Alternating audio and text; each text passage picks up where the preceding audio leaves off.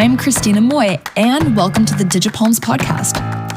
Here we cut through the fluff and dive into the real world of media and marketing, spicing it up with diverse, engaging stories. Each episode brings you actionable insights and practical tips from our own marketing adventures. Whether you're a startup founder, a seasoned marketer, or just a curious listener, there's something here for you. Ready to transform your marketing strategies into success stories?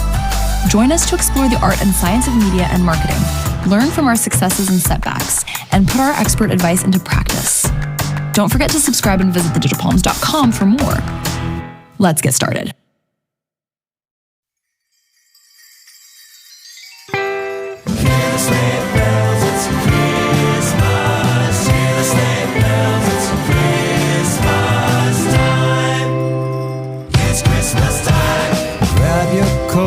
It's getting cold. Just look at the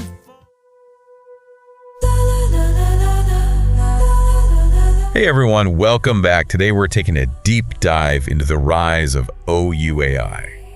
The brainchild of celebrity hairstylist Jen Atkin. Yep.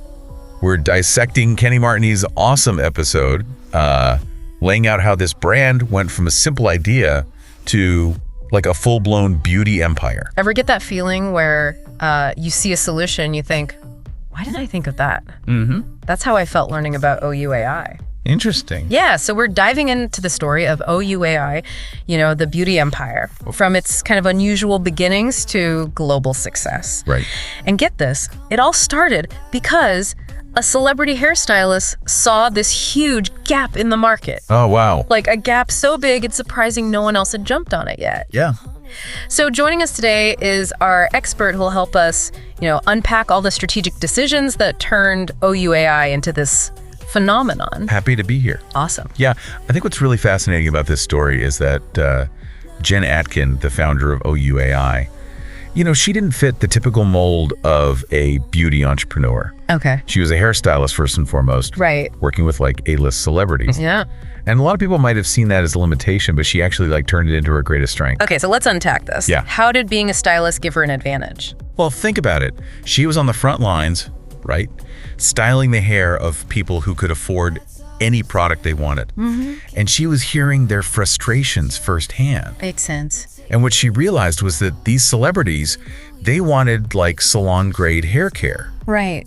But everything available was either too complicated. Like all those multi-step salon treatments. Exactly. Yeah. Or just not effective enough. Like your average drugstore brands. Exactly. So she saw this chasm between the high-end salon products and the mass market offerings and realized no one was bridging the gap. Yeah, precisely. And that's where OUAI comes in. Okay. It was designed to be that perfect middle ground. I like that.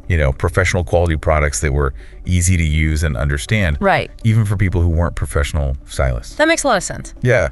But I'm curious, most beauty brands, they launch with a huge line of products. Right. Did OUAI do the same? That's actually one of the most brilliant parts of their launch strategy. Okay. They debuted with just 4 core products. Really? It was a very minimalist approach. Wow, only 4. That seems incredibly risky. Yeah. Especially in a market as crowded as beauty. Yeah, it might seem counterintuitive, but it was totally deliberate. Okay. Jen understood something really crucial about consumers. What's that? Too many options can be paralyzing. You're telling me. Right. And so by focusing on just a few select products, OUAI was able to quickly build trust and recognition. Yeah. They were essentially saying, we're confident these 4 products will deliver. Right. And you don't need a whole arsenal to get great hair. I love that. Yeah. So instead of overwhelming potential customers, Exactly. they focused on establishing that strong foundation of trust first. Mm-hmm. Was there anything else unique about their initial approach? Absolutely. Another key element was their social media strategy. Okay. And this was revolutionary. Think about how most beauty brands marketed themselves back then. Yeah, lots of perfectly staged photos, airbrushed models, and images that were, aspirational but totally unattainable. Right, exactly. And OUAI totally flipped the script. Yeah, I've heard they did things differently, but what exactly did they do? They embraced real life hair moments. Okay. So think messy buns, bedhead styles, that were achievable for like the everyday person. I can see that. They even showed like the before pictures. Yeah. You know, those imperfect frizzy hair moments that we all have. Yeah. And it was a really bold move that instantly made the brand relatable. Yeah. Instead of just selling products, they were creating a digital salon experience. So this is where it gets really interesting. It sounds like they were one of the first brands to really get the power of online community building. You hit the nail on the head. Wow. It wasn't just about showcasing the products. Yeah. They fostered a space where people could learn about hair care, share their experiences, and connect with each other. Like a community. Yeah, they were just passively consuming content. They were actively participating in the brand story. And I bet that had a huge impact on their customer loyalty. It did. Yeah. It absolutely did. That sense of community is so powerful. Right. And what's even more impressive is how OUAI integrated this community-driven approach into their product development. Wait, so they were actually taking customer feedback and using it to shape their future products? Yeah. That's pretty unusual, isn't it? It is. Yeah. And that's a big part of what sets them apart. Okay. They use social media polls, comments, direct feedback Oh, wow. to make decisions about product development. So if customers were complaining about frizz, they would develop anti-frizz products. So smart. And if they were asking for body care, OUAI expanded beyond just hair care. Oh, okay. This responsiveness made people feel heard and validated. Yeah. It further solidified that sense of community. Now that is truly innovative. And it makes total sense. By actively involving your customer, you're turning them into co-creators. Exactly. That's like the best way to build loyalty and make sure you're making stuff people actually want. It's a win-win. Okay, we've covered their unique product offering, their groundbreaking social media strategy, but what about their pricing?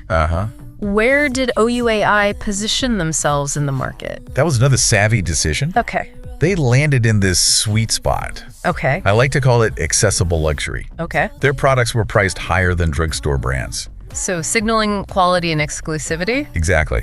But they stayed below the ultra premium prices, Right. making them attainable for a wider audience. So aspirational yet approachable? Exactly. Did this pricing strategy influence how they launched the brand? Absolutely. Okay. So instead of immediately going into big retailers, they focused on direct-to-consumer sales initially. Interesting. So they built their online presence and customer base first. Before going into physical stores, what were the advantages of that? It gave them a level of control that you don't often see in the beauty industry. Okay. They were able to shape their own brand narrative Right. without interference from retailers. Yeah. Plus, it let them gather really valuable data about their customer preferences and buying habits. So by the time they launched in Sephora, they already had strong brand identity Yes. and a loyal following. That's a power move. Yeah, it is. It seems like they had a strategic answer to every challenge. But what about when the pandemic hit?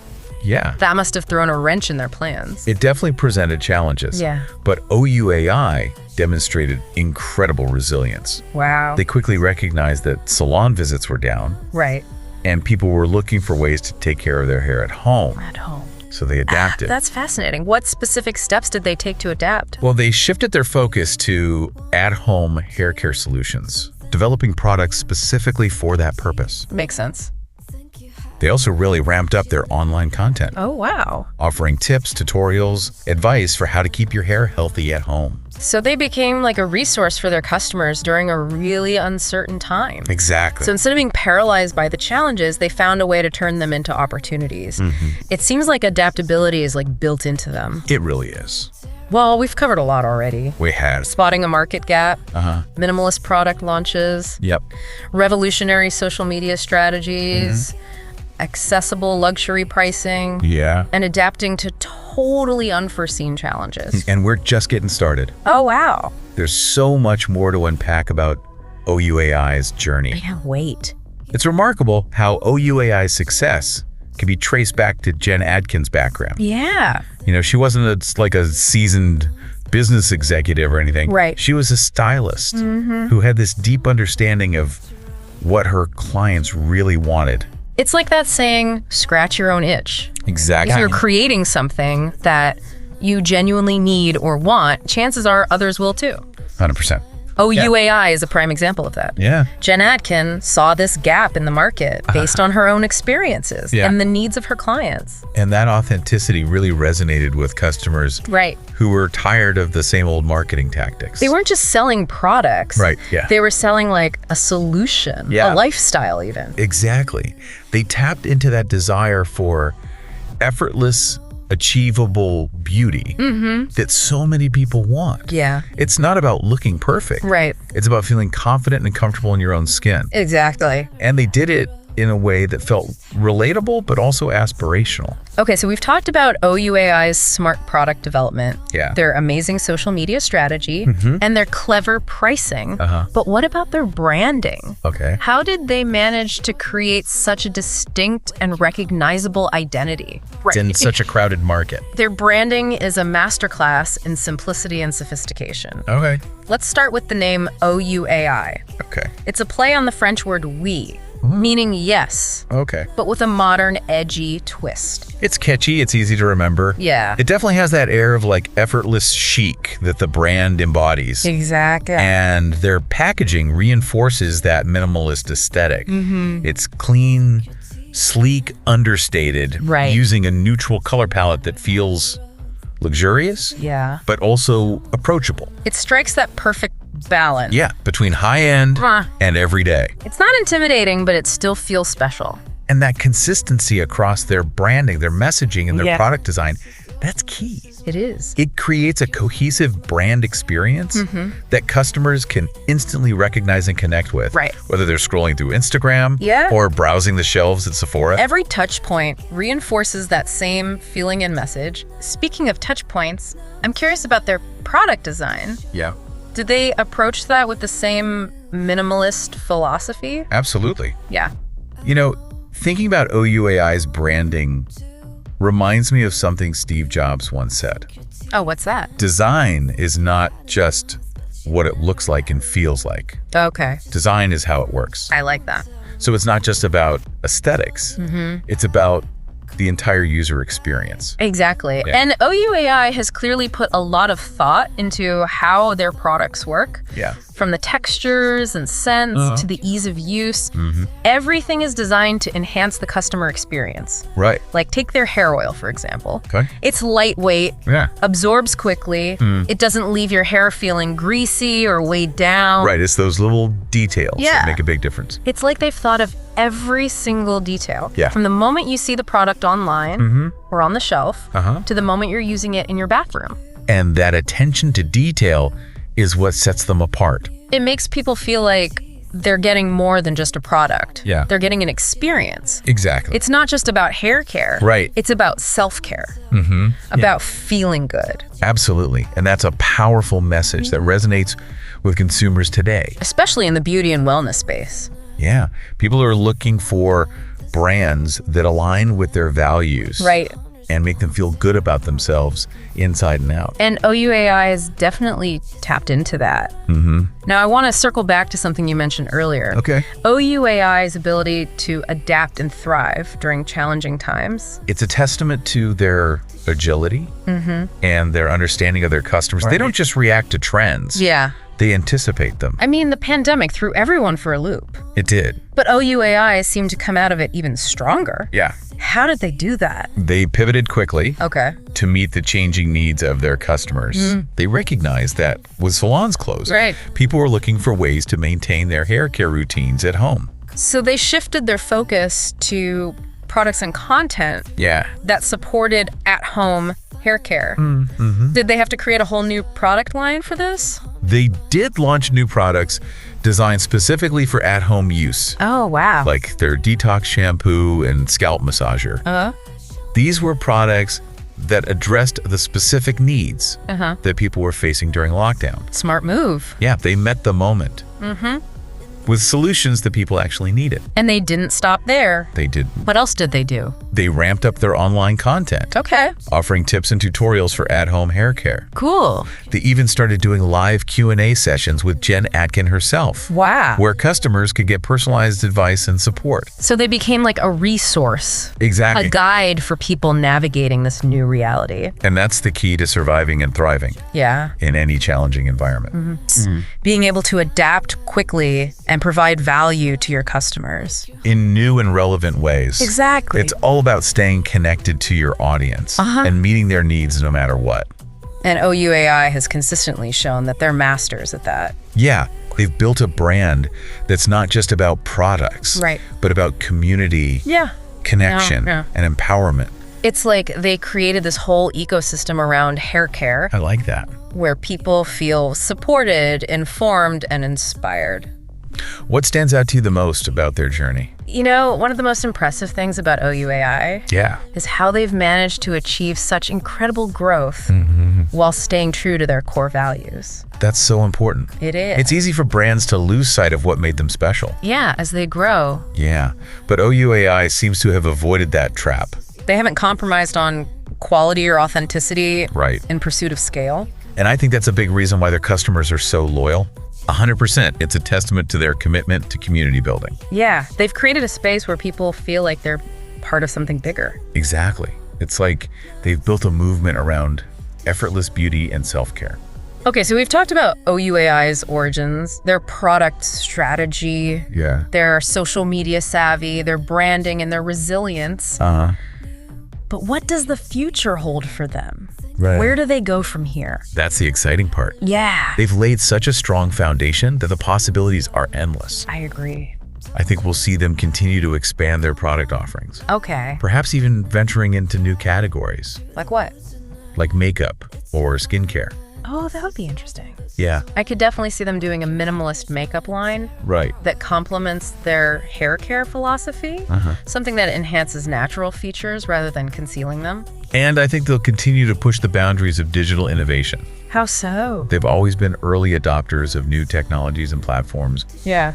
So I wouldn't be surprised to see them exploring things like virtual consultations Oh, wow. or personalized product recommendations. That'd be amazing. Imagine being able to get a virtual hair consultation with Jen Atkin All right. from your own home. It's like they're always one step ahead, anticipating what's next. Always. I'm also curious to see how they continue to evolve their approach to sustainability. That's a great point. Yeah. Consumers are increasingly demanding sustainable practices from brands. And OUAI seems to be taking that seriously. They are. They've already made strides in this area. Yeah, like using recycled packaging, partnering with environmentally conscious suppliers. Exactly. I think we'll see them double down on these efforts. Yeah. Maybe even exploring refill programs or experimenting with new biodegradable materials. It's amazing to see a brand that's not just focused on profits, Yeah.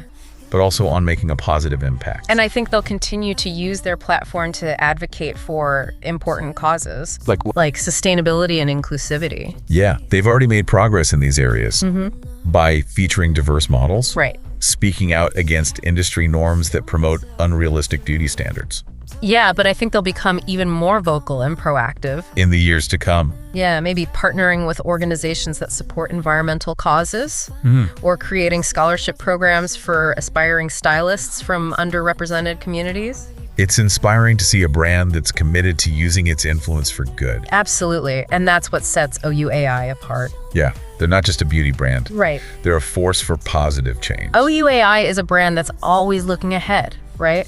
Innovating, pushing boundaries. Yeah, But they also seem incredibly grounded right? in their values and committed to their community. That's what makes them so unique. It is. They've managed to strike that balance Yeah. between ambition and authenticity. Yeah, they're not afraid to dream big, Right. but they never lose sight of what matters. Exactly their customers and their core values. It's a powerful combination. It is. It's like they've created this virtuous cycle where success fuels their commitment to doing good, Right. and their commitment to doing good fuels their success. Exactly. It's a model more brands should strive for. Yeah, it's not just about profits. It's about purpose. Well said. Thank you. So as we wrap up our deep dive into OUAI's incredible journey, I have one final question for you, our listener. Okay. If you were starting a brand today, what gap in the market would you fill? Mm-hmm. What problem would you solve? That's a good question. What would make your brand stand out? Take a moment to think about it. Yeah. What are you passionate about? Right.